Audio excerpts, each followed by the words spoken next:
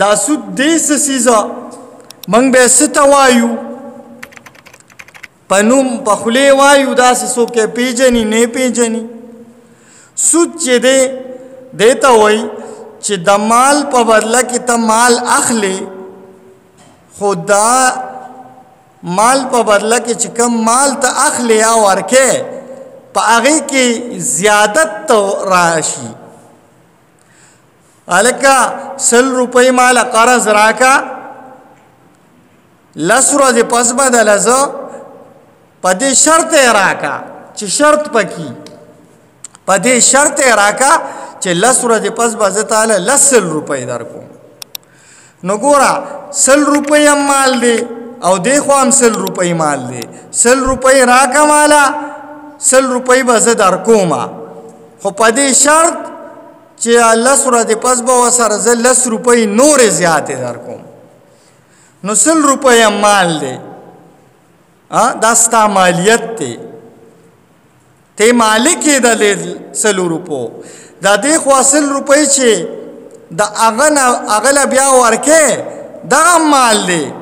خو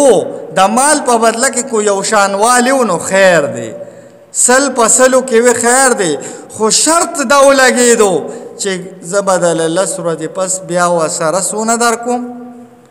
10 روپۍ سیوا درکوم هغه وایي ټیک ده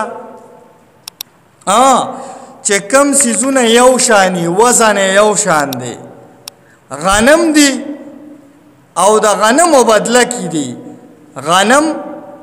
یو شی دی دی خو هم غنم دی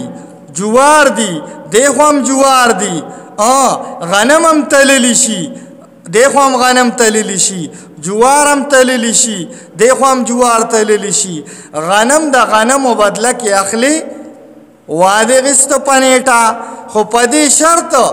چې مال په سیزن کې 2 بورې راکا تاله بزو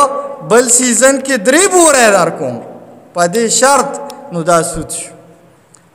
دواړه تللو واله سیزونه دي او دواړه یو شان دي دا پکې شرط دی غنم هم خلق تلی دی خو هم غنم تلی او دواړه یو شی دي یو یې نوم دی نو چې کم کې ناپ او طول راځي اسانه وجه کم سیزونو کې ناپ راځي کم سیزونو کې تلل راځي او سیزونه یو شانی نو هغه په کمی زیاتی سره خرڅول دا سود دي روپۍ شوې نو دا سود شو دا مې آسان تعریف تاسو ته وکړو دې ته وایي سود